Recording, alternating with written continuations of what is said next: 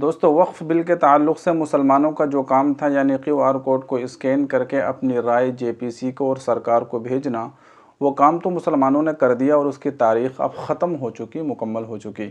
अब इसके बाद जो हमारे उलमा इकराम हैं, जो हमारे रहबर हैं, जो हमारे बड़े हैं, अब वो जो है अपने तौर पर, ज़मीनी तौर पर जो है मैदान में उतर कर इस सिलसिले में मेहनतें कर रहे हैं, मीटिंग कर रहे हैं, कॉन्फ्रेंस हो रही है, जलसे जुलूस हो रहे हैं, एक दूसरे के साथ बातचीत हो रही है और हर एक मसलक के उलमा अब इस पर बिल्कुल मुत्तहिद हो चुके हैं, इत्तिहाद हो चुका है। बरेलवी, अहले हदीस, शिया, सुन्नी जो है सब एक हो चुके हैं और आपस में बैठकर इस सिलसिले में बातचीत कर रहे हैं कि किस तरीक़े से हम इस बिल को नाकाम बना सकते हैं और वो कौन सा तरीक़ा हो सकता है कि जिसकी वजह से ये बिल पारित ना हो पाए, पास ना हो पाए। तो इस तरह की मीटिंगें और इस तरह के जलसे जुलूस हमारे उलमा इकराम मैदान में उतर कर रहे हैं। लेकिन इसी के साथ साथ इसी बीच अमित शाह का एक बहुत बड़ा बयान आया है जो उन्होंने दिया है। उन्होंने ये कहा है कि हम आने वाले दिनों में इस बिल को पार्लियामेंट में पारित करा के और पास करा के रहेंगे और हम ये करके दिखाएंगे। अमित शाह का ये बहुत बड़ा बयान आया है।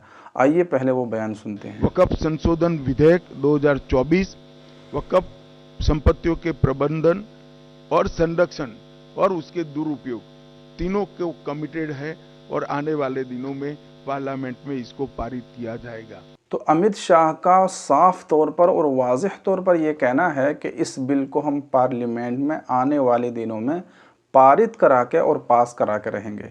लेकिन दोस्तों, याद रखिए कि इस बिल को पास कराना इतना आसान नहीं होगा, इसलिए कि सबसे बड़ी ताकत जनता की ताकत होती है, आवाम की ताकत होती है। तो अगर मुसलमान चाहें तो इस बिल को नाकाम कर सकते हैं और अगर मुसलमान अपनी ताकत और क़ुव्वत दिखाएं और क़ुरबानी दिखाएं तो फिर ये बिल पास नहीं हो सकेगा। जैसा कि आपने इससे पहले देखा होगा कि कृषि कानून आया था, किसानों के ख़िलाफ़ 3 काले कानून आए थे, लेकिन किसानों ने जब अपनी ताकत दिखाई, अपनी क़ुरबानी दी, एहतिजाज किया, प्रोटेस्ट किया, तो फिर वो जो एहतिजाज है वो मेरे ख़्याल में 1 साल के करीब चला था और उसमें जो है 700 किसानों की शहादत भी हो गई थी, 700 किसानों का इंतकाल भी हो गया था। लेकिन फिर इसके बावजूद आखिर में मोदी जी को ये कहना पड़ा कि हमसे कहीं ना कहीं गलती रह गई, हम समझा नहीं सके अपनी बात को, इसलिए अब मैं इस कानून को और इस बिल को वापस लेता हूँ। तो उसको वापस लेना पड़ा था। ठीक इसी तरीके से अगर सरकार इस बिल को पास करना चाहेगी और मुसलमान अगर बिल्कुल एकजुट हो जाएं, एकजुट होकर क़ुरबानी देने के लिए तैयार हो जाएं और एहतिजाज करें, तो फिर ये बिल बिल्कुल भी पास नहीं हो सकेगा। यही बात जो है माने जाने राइटर समीउल्लाह खान ने कही है। समीउल्लाह खान एक बहुत बड़े राइटर हैं, बहुत बड़े लिखने वाले हैं। मुल्क के अंदर कोई भी मुद्दा होता है तो वो उनकी तहरीर ज़रूर आती है और वो ज़रूर उसके मुताल्लिक़ कुछ ना कुछ लिखते हैं और बहुत अच्छी और सुनने के काबिल और पढ़ने के काबिल उनकी बात होती है। उन्होंने भी यही कहा है। आइए मैं आपको पढ़कर सुनाता हूँ। देखिए, समीउल्लाह खान का ये बयान आया है। उन्होंने कहा है कि आज मरकज़ी वज़ीर दाखिला अमित शाह ने वक्फ़ कानून पर चल रही बहस पर सरकार का रुख वाज़े करते हुए दो टोक कह दिया है कि वक्फ़ कानून बनकर रहेगा और ये आने वाले दिनों में पार्लियामेंट में पास भी होगा। अमित शाह के इस बयान ने साफ कर दिया है कि वक्फ़ अमलाक के ख़िलाफ़ RSS का ये हमला नाफिज होने जा रहा है। दूसरी तरफ ईमेल मुहिम के नताइज भी मुतासिर हो रहे हैं। अब मुल्क गिर आंदोलन और वाक़ई वाले एहतिजाजी मुज़ाहिरों के अलावा कोई और रास्ता नहीं बचता। अलबत्ता ऐसे क़वानीन के ख़िलाफ़ अगर क़ाइदीन ने रस्मी एहतिजाज का फ़ैसला किया तो इसका भी कोई फ़र्क नहीं पड़ेगा सिवाय वक्त ज़ाय होने के। किसी भी सरकारी इक़दाम को वापस कराने के लिए हमें सड़कों पर उतर कर सड़कें बंद करके वहीं बैठना पड़ेगा। शाहीन बागों के तर्ज पर नीज़ अगर सड़कों पर उतरने की हिम्मत की जाए तो सिर्फ़ वक्फ प्रॉपर्टी ही नहीं बल्कि मुसलमानान हिंद के दीगर सुलगते मसाइल जैसे नामूस रिसालत, मॉब लिंचिंग और बुलडोज़र को भी मुतालबात की फ़हरिस्त में शामिल किया जाए। अमित शाह ने इस कानून को पास कराने का अज़्म ऐसे ही किया है जैसे उसने शहरियत तरमीमी कानून पर ऐलान किया था और उसे पास करा के नाफिज भी करा दिया। सच्चाई यही है कि मिली क़यादत को दीगर आसान पहलुओं में اپنا اور ملت کا وقت نہیں لگانا چاہیے، بلکہ ان وسائل اور قوت کو اب اسٹریٹ فائٹ اور زمینی لڑائی کے لیے تیار کرنا چاہیے، جو کہ ہمارے مسائل کا واحد حل ہیں۔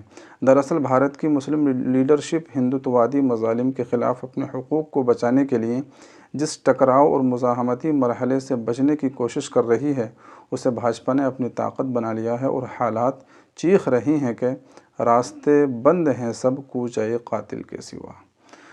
تو سمیع اللہ خان کا صاف طور پر یہی کہنا ہے کہ یا تو یہ بل جو ہے پاس ہی نہ ہو اور سرکار اس کو پہلے ہی ختم کر دے، لیکن اگر سرکار اس کو پاس کرنا چاہتی ہے اور پاس کر دیتی ہے تو پھر مسلمانوں کے پاس صرف واحد ایک ہی راستہ بچتا ہے، اور وہ راستہ یہ ہے کہ ان کو سڑکوں پر نکلنا ہوگا، احتجاج کرنا ہوگا، قربانی پیش کرنی ہوگی، جس طریقے سے کسانوں نے قربانی دی تھی اور سڑکوں پر نکل کر احتجاج کیا تھا۔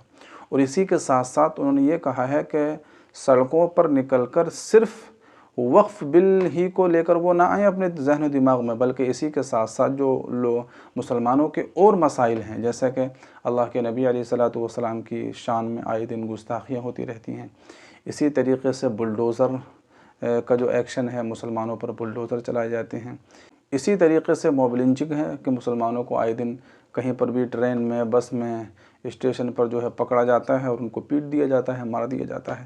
تو اس طرح کے جو واقعات ہیں جو مسلمانوں کو پریشان کرنے والے ہیں اور مسلمانوں کے خلاف ہیں، اور مسلمانوں کو جن سے پریشانی ہوتی ہے، اور جو واقعی مسلمانوں کی بالکل گلے کی ہڈی بنے ہوئے ہیں، تو ان واقعات کو اور ان مسائل کو بھی اپنے ذہن و دماغ میں رکھنا ہوگا، اور پھر سڑکوں پر نکل کر آپ کو آندولن کرنا ہوگا، احتجاج کرنا ہوگا، پروٹیسٹ کرنا ہوگا، تبھی جا کر آپ کے مسائل کا حل ہو سکتا ہے۔ تو یہ بہت بڑی بات جو ہے یہ سمیع اللہ خان نے کہی ہے، تو اس کے لیے آپ تیار رہیے، ہر طرح کی قربانی کے لیے تیار رہیے، کہ اگر آپ کے خلاف اس طرح کے بل پاس ہوتے ہیں تو پھر آپ کو اور ہم سب کو، سارے ہندوستان کے مسلمانوں کو قربانی دینی پڑ سکتی ہے۔ تو اس بات کو اپنے ذہن و دماغ میں رکھیے، اور یہ بل کسی بھی صورت میں پاس نہیں ہونا چاہیے، اس کے خلاف آواز اٹھاتے رہیے، اور اللہ تبارک و تعالیٰ سے دعائیں بھی کرتے رہیے۔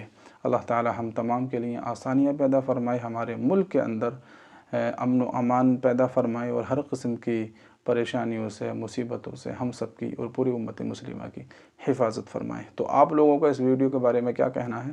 کمنٹ باکس میں اپنی رائے کا اظہار ضرور لکھیے گا، اور اس ویڈیو کو زیادہ سے زیادہ شیئر بھی کیجیے۔ دعاؤں کی گزارش ہے۔ السلام علیکم ورحمۃ اللہ۔